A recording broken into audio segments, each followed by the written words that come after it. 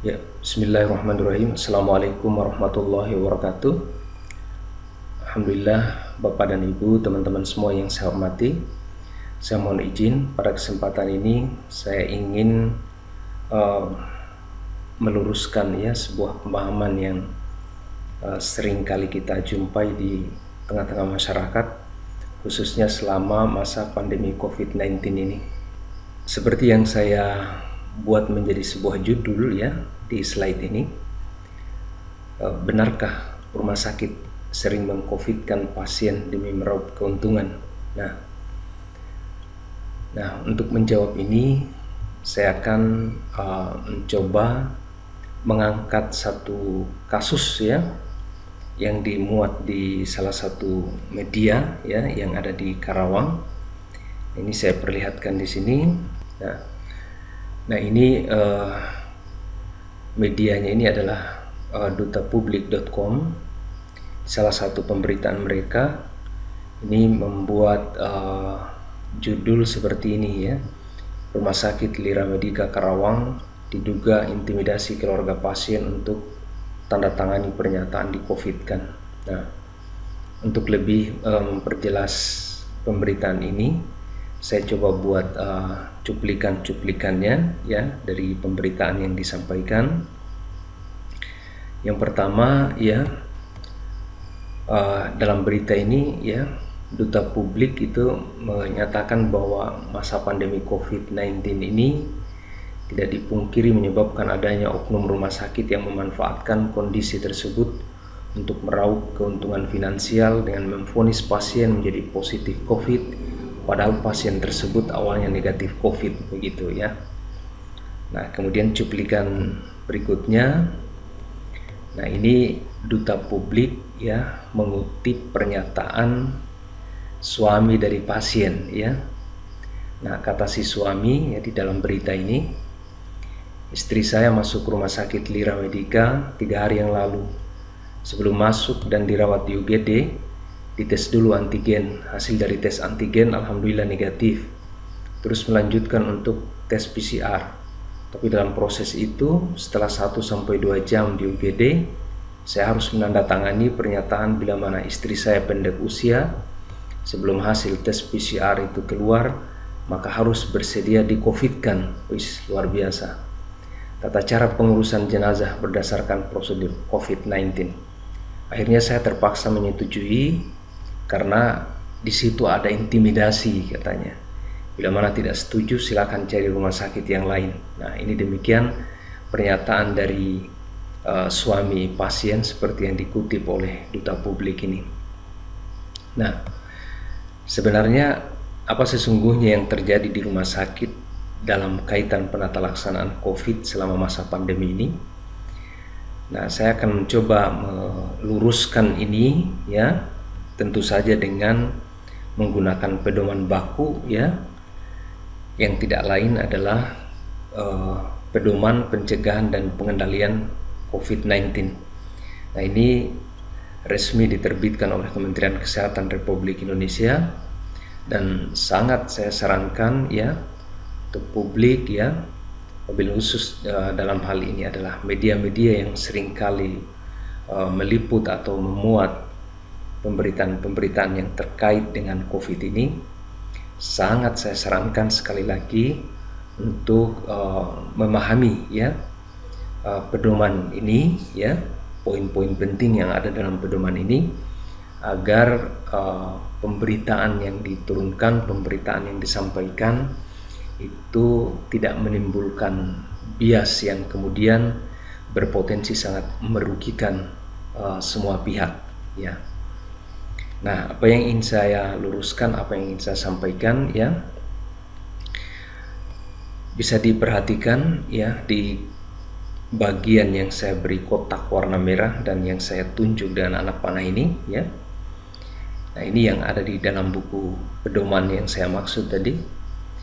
Jadi di halaman 49 ya, di poin 342 dalam manajemen kesehatan masyarakat pada kasus probable, ini dikatakan bahwa apabila kasus probable meninggal, maka tata laksana pemulasaraan jenazah sesuai protokol pemulasaraan jenazah kasus konfirmasi COVID-19.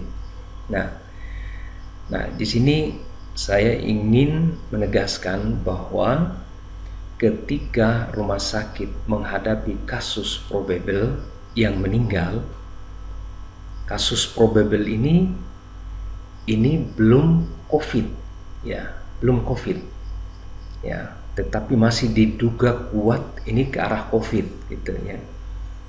Nah, ketika kasus probable ini meninggal, maka tata laksana pemulasaraan jenazahnya itu disamakan dengan protokol pemulasaraan jenazah kasus konfirmasi COVID-19.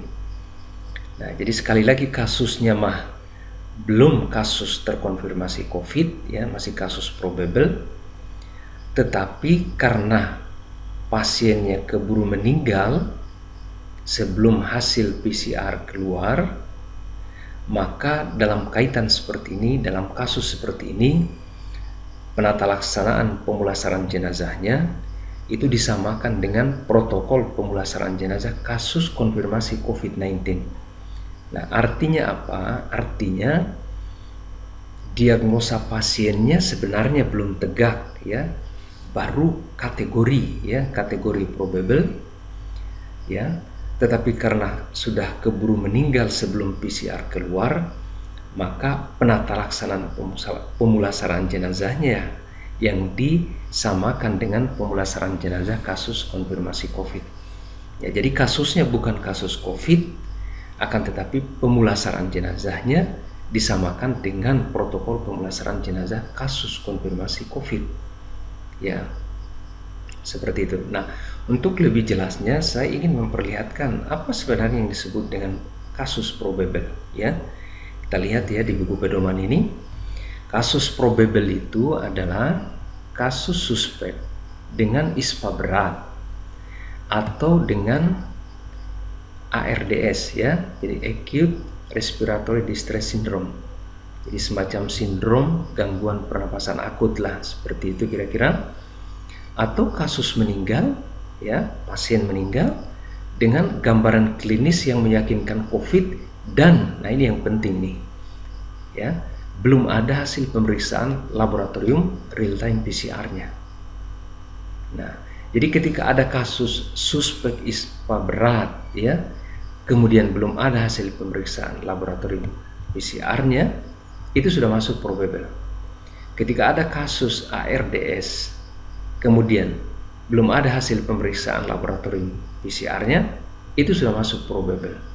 Atau ketika ada kasus atau ada pasien meninggal dengan gambaran klinis yang meyakinkan COVID dan belum ada hasil pemeriksaan laboratorium real time PCR-nya, itu dikatakan sebagai kasus probable, ya, probable. Jadi ini belum COVID ini, ya, kita belum tahu apakah akan COVID atau bukan, karena hasil PCR-nya belum tahu, tapi pasiennya udah meninggal, ya, udah meninggal.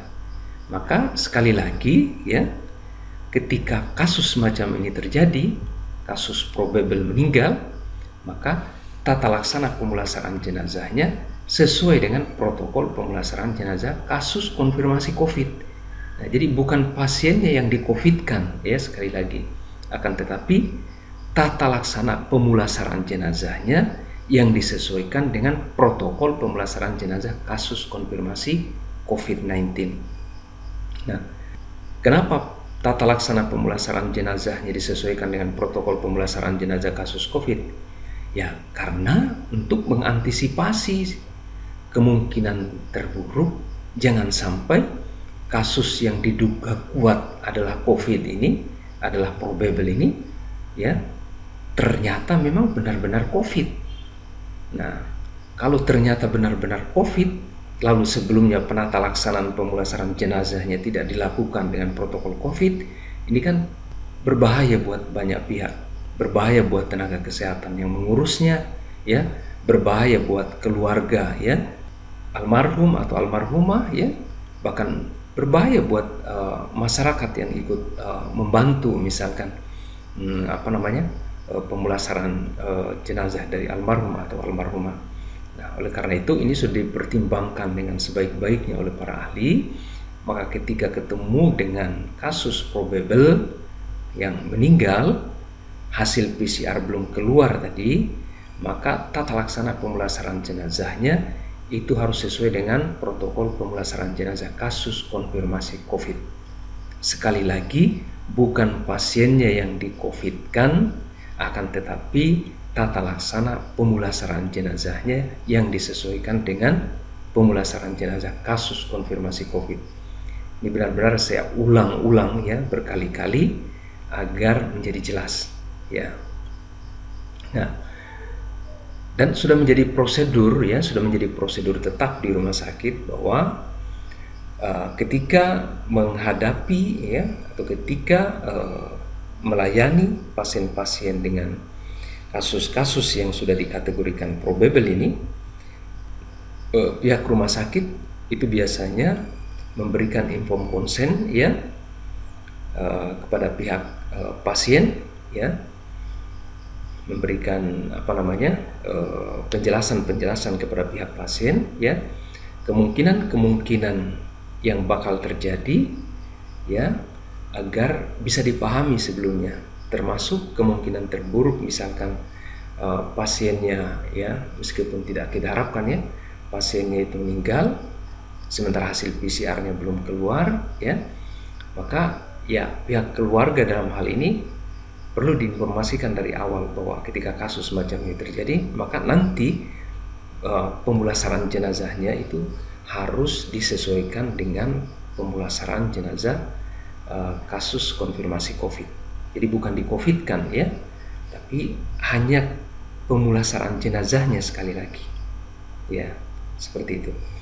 Jadi ini saya ingin meluruskan itu ya, agar pemberitaan-pemberitaan yang yang bias ini bisa kita minimalkan.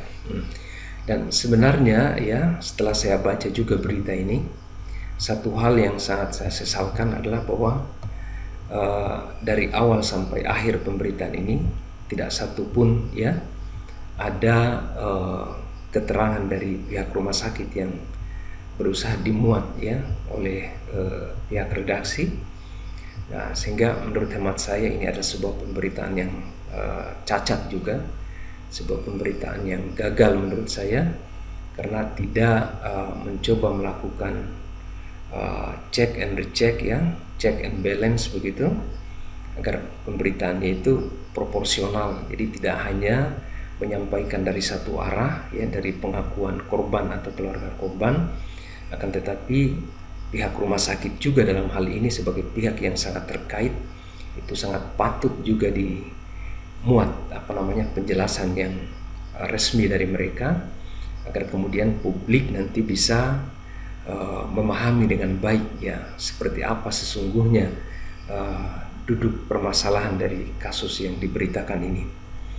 Nah, kalau check and recheck tadi atau check and balance tadi selalu diupayakan oleh teman-teman media, maka saya kira media sudah sangat berjasa untuk memberikan pencerahan kepada publik gitu. Akan tetapi ketika cara-cara yang berimbang, yang proporsional tadi itu gagal dilakukan oleh teman-teman media, maka ketika itu ya kita sebenarnya telah kehilangan ruh dari keberadaan media itu sendiri sebagai media kontrol sosial. Justru yang terjadi adalah bahwa media ya menjadi salah satu sarana untuk menimbulkan keresahan publik ya, salah satu sarana untuk menimbulkan problematika yang lebih besar lagi di kalangan publik, dan ini tentu saja tidak kita harapkan. Jadi mudah-mudahan apa yang saya sampaikan ini klarifikasi singkat ya untuk meluruskan ya pemberitaan ini mudah-mudahan bisa dipahami. Lebih dan kurangnya saya mohon maaf yang sebesar-besarnya. Billahi taufiq wal hidayah. Assalamualaikum warahmatullahi wabarakatuh.